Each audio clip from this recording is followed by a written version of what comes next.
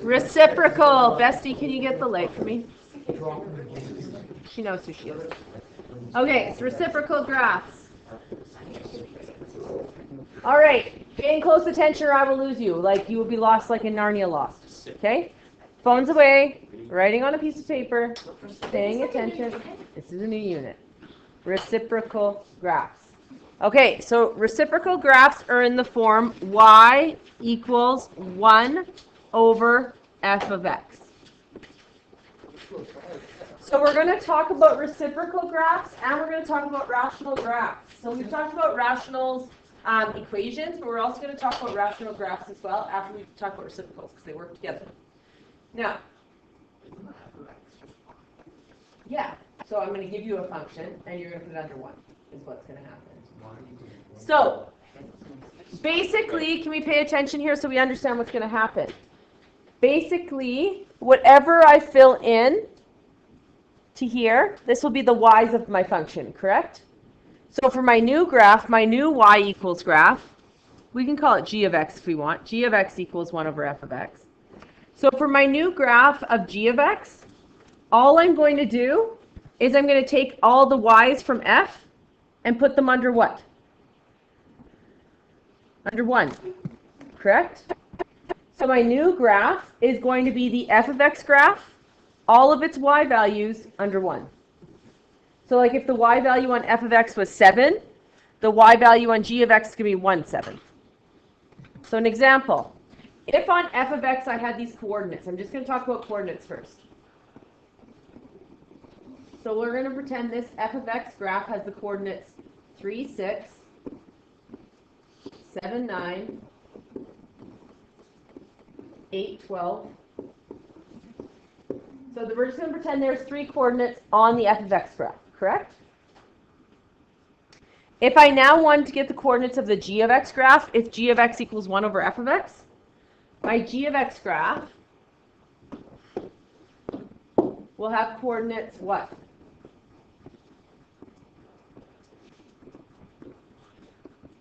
The g of x coordinates will be at 3, the x stays the same, and what do I do with the f of x? Y, which is the y from f of x. I do 1 over it. So what's my new coordinate going to be? 3 and 1, 6. That's it. And then my next one, which is 7, is going to be 7 and, what's it going to be? 1 over 9. And then my 8, comma, 1 over 12. Exactly. So all we're doing, f of x, like we've said before, f of x is just y. We agree? It's just the y values. So for the g of x graph, I'm doing 1 over the old y values. That's it, and I get my new graph. Okay? So, an example. I'm going to say f of x equals 2x plus 1. 2x plus 1.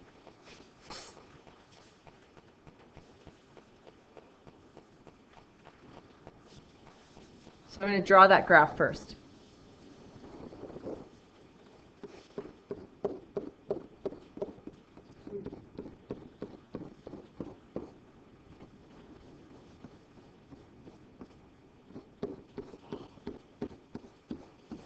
So when we go to draw line graphs, which were linear graphs which we were taught in grade 10, this is my what? Do you remember?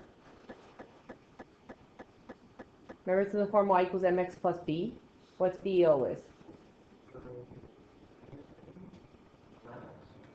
The y-intercept. This is always your y-intercept. And that's like your starting point. It's like it tells you where your home is. So that's where you go to. That's where you start. Your starting point. So I go 0, 1. Where am I put a starting point? And then your slope is literally the directions that tells you how to get anywhere else. So your y-intercept's where you start at. And then your slope is this number. It's 2 over, what's in every number over? 1. So this here is my slope.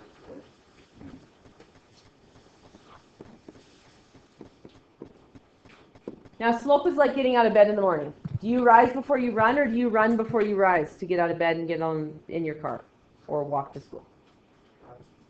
Rise before you run. If you run before you rise, you are running in your bed and going nowhere, and you're foolish, and your parents are going to check on you. Foolish little man. Foolish.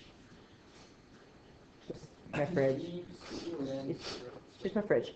Okay, so we rise before we run when we get out of bed, correct? Same thing with slope. We rise before we run. Rising can be up or down, though, which is weird, not like in bed. And running can be right or left. Okay? So if we have a +2, are we going up or down? Please tell me this correctly. I believe all of you know this. If it's +2, we are going up. Genius level. Not funny, Tegan. Okay, we are going up 2.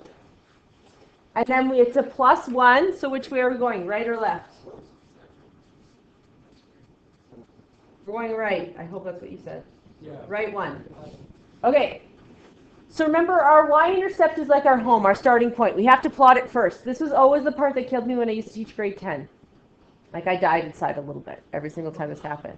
So people would draw the y-intercept, and then they'd go for their slope from 0, 0. I'm like, what was the point of putting the y-intercept? Okay? So your starting point is your y-intercept. You're standing there. And then on your y-intercept, you're standing there, and then you're going to rise 2, and you're going to go right 1. And you're going to rise 2, and you're going to go right 1. It's like bad junior high dancing. Right 2, run 1, you know? That was good? Cool. Okay. So we are going to, from our starting point, which is the purple dot, which is our y-intercept, we're going to rise 2, run 1. Hola. Rise 2, run 1. Specifically did not. So what we're going to do is we're going to rise 2, run 1. Now, you were taught last year that if you ran out of time going that way, could you do the complete opposite and go the other way? Do you know why you can do the complete opposite? It'll land on the same thing, but why can you do the complete opposite when it's 2 over 1? No idea. What could it be? Instead of 2 over 1, could it be negative 2 over negative 1? Are these equivalent? Yeah, negative 2 over negative 1 is 2, correct? Negative 2 over negative 1 is 2. That's why you can go in the opposite direction. Because if it was negative 2 over negative 1, you just wouldn't have the remnants of those. They would have gone away, correct? So they could be there. So that's why we can go the opposite. So we can go here, and instead of going up 2, right 1, we can go down 2, left 1, down 2, left 1, down 2, left 1. I'm running. This is getting a trick. Okay, anyways, and then we connect them. So that's your rundown of grade 10. So this is f of x. We agree? Okay, now I told you if I ask for g of x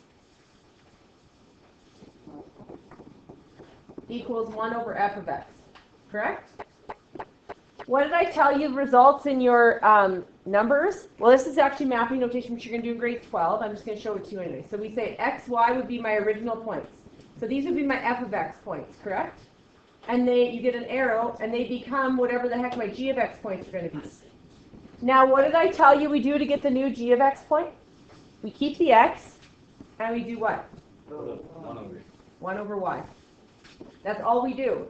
So if I want to draw g of x and I give you f of x, what do?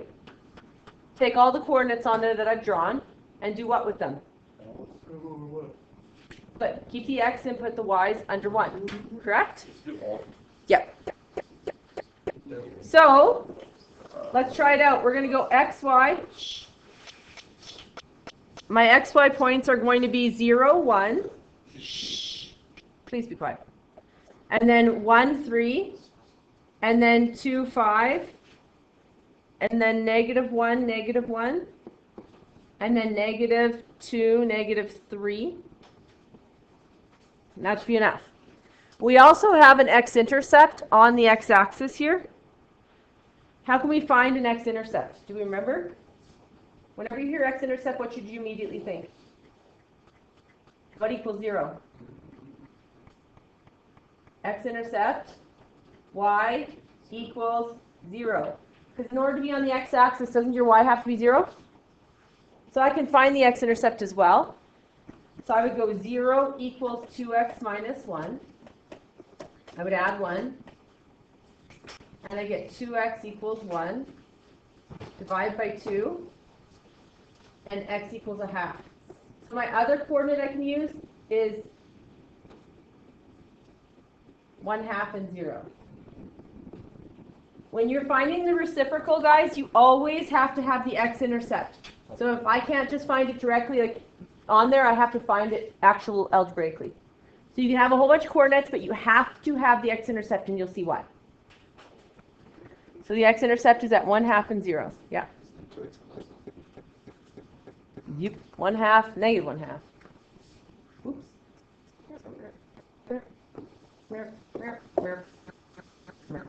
It also is negative over here. So that would have been a giveaway. On the graph, it's negative 1/2 as well. All right, so we need to have our x-intercepts. We agree? Now we're going to get all of our new coordinates. So this is on the graph of f of x. What will they be on the graph of g of x? I'll do that in black.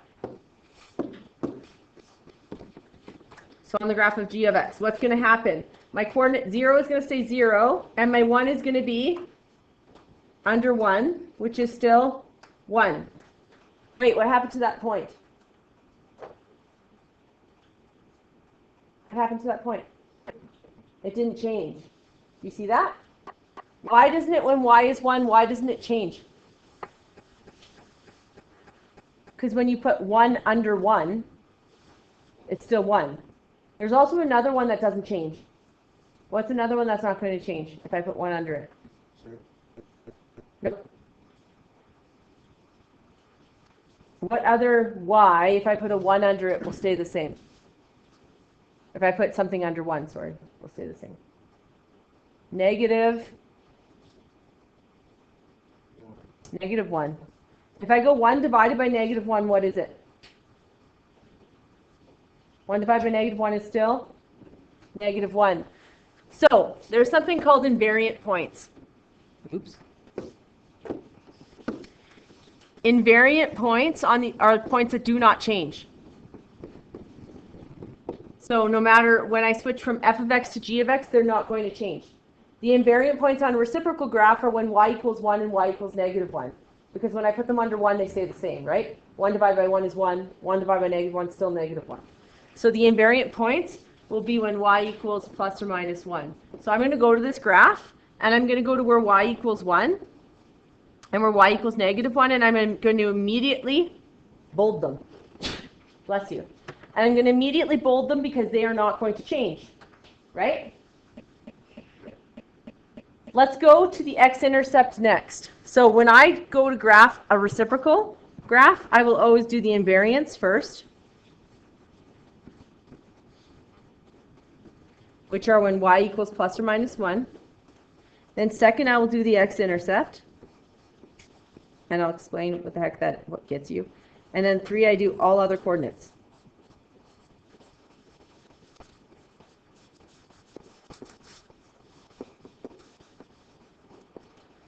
So if I go to the x-intercept, so here I have negative 1, and then 1 over negative 1 is still negative 1, right? Those points stayed the same. We agree? We said that?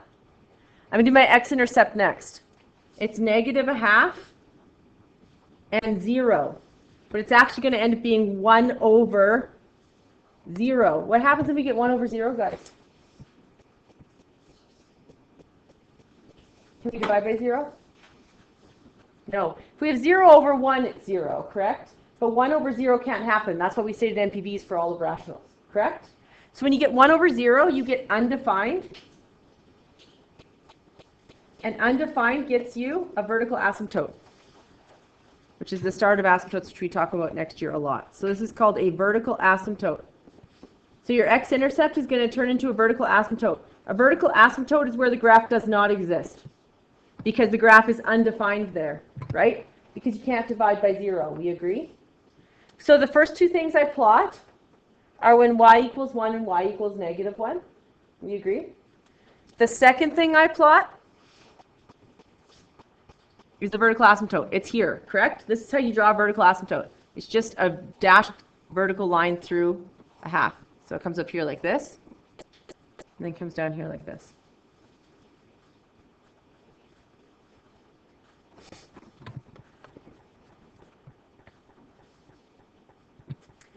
Then we plot the other coordinates. So do you see how I plotted the invariant points where y equals 1 and y equals negative 1? And then the vertical asymptote? Now we do the other points. So we have 1 and 3. 1 and 3 is going to become what? 1 and? Instead of 3, it's going to be 1 and 1, 1 over 3. So we plot the point at 1 and 0.3333333333. So 1 and 0.33333. So somewhere like here. The red dots are the new graph. Then we go to 2 and 5. 2 and 5 is now going to be 2 and what?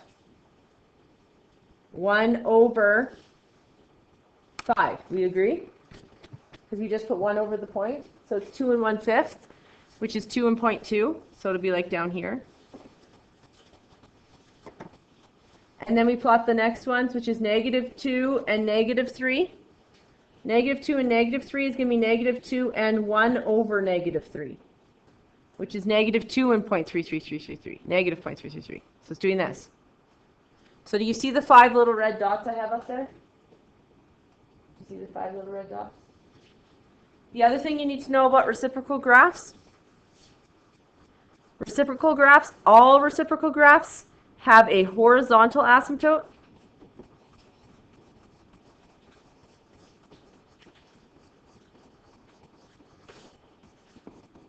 at y equals 0. Y equals 0 is the x-axis. So I go to the x-axis, and I'll always have a horizontal asymptote, a dashed line, which means the graph can't go there either.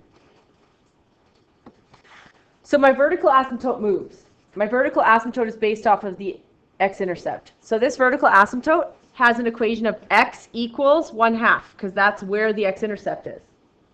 My horizontal asymptote is always y equals 0. Every single time it's not going to change when you do a reciprocal graph. Now, those are spots where the graph can't exist. I always joke and say it's like the electric fence and the dots are, the graph is like cows trying to eat grass. So, what the heck does that mean? Well, if I connect these dots here, they're connected like this. We agree? Yes? Then what happens is the cow's like traveling along, and then it gets this electric fence, and it's like, dude, I can't cross that, and then it just runs along it. So you get something like this. And then this one sees this electric fence, and it runs along it as well. So that's where you're going to get that part of the graph. The purple is part of the graph. It's below the x-axis, even though mine looks like it touches it. Then these ones are connected, and then they run along the electric fence above, and then they run along the electric fence up here.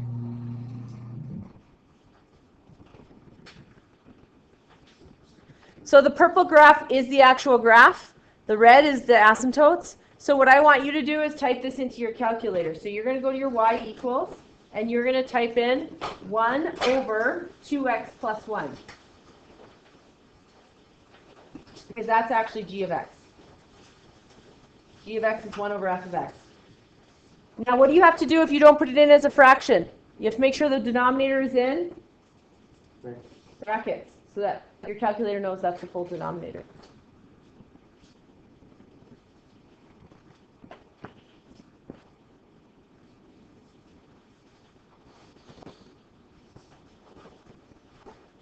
Do you see the graph showing up? Let's go zoom and 6, just in case you're set to something weird.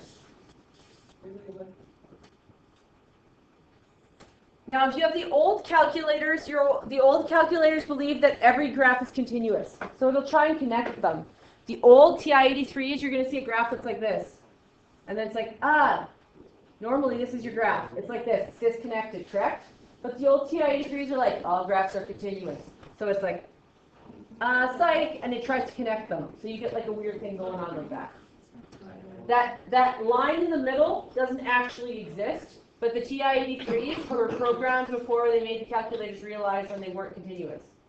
Okay? So your calculators believe everything's continuous and will try and connect them. That's the only reason why you see that line in the middle that you don't draw it. Okay? All right. Oh, that's brutal.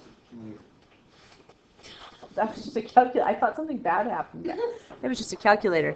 That was some excessive acting. Okay. Example 2.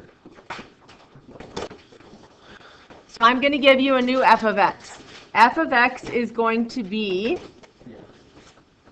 x minus 3, and I want g of x equals 1 over f of x.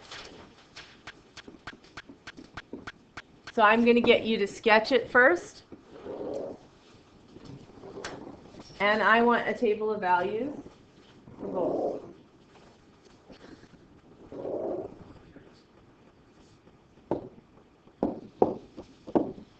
So this would be the table of values for f of x. And then this would be the table of values for g of x. And the order in which you're going to do this is you're going to first draw the graph, right? And then you're going to get the invariance.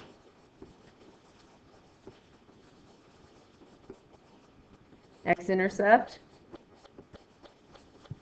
And then coordinates.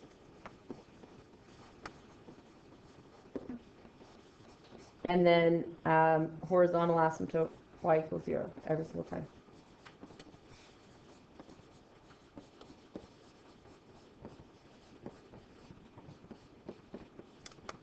Oh, goodness.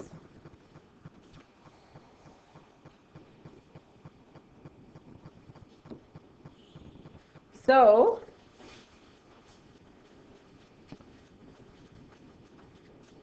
let's sketch the x minus 3 graph first.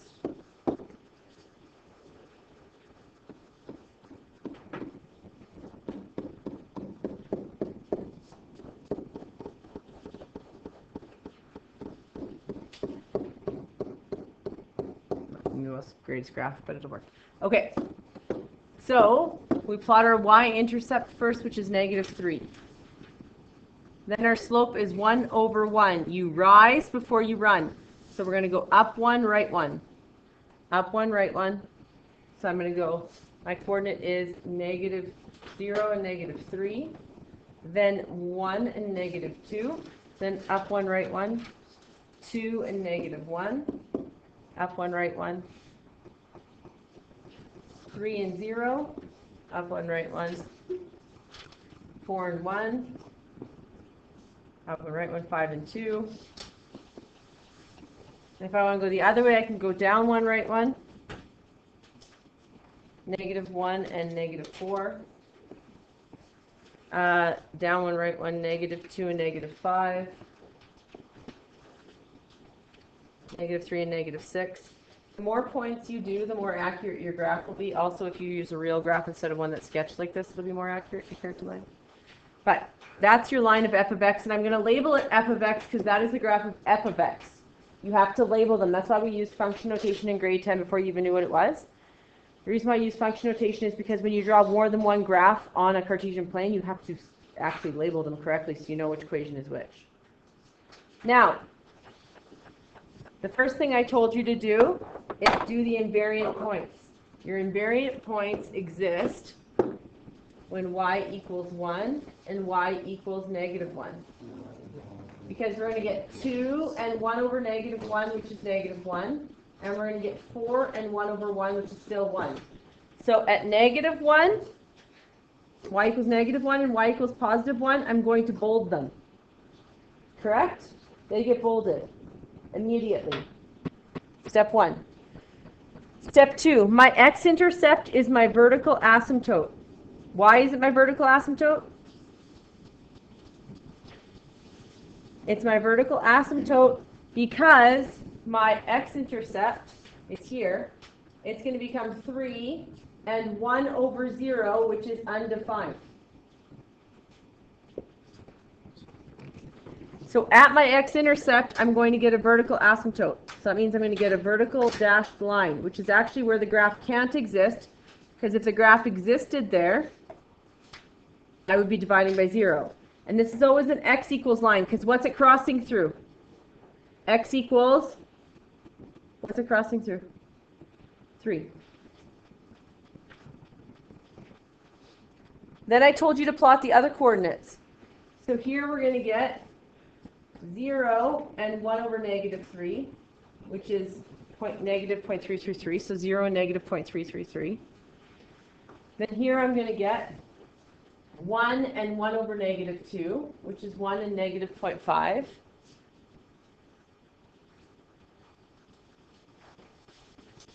Here I'm going to get 5 and 1 over 2. So 5 and 0.5. Here I'm going to get negative 1 and 1 over negative 4. So negative 1 and 0.25. This one I'll get negative 2 and negative 1/5. So negative 0.2. And then this one's negative 1/6. So it's getting really close to that x-axis. But what's happening on the x-axis? Number 4. I will have a horizontal asymptote on the x-axis. So that's the last thing I draw.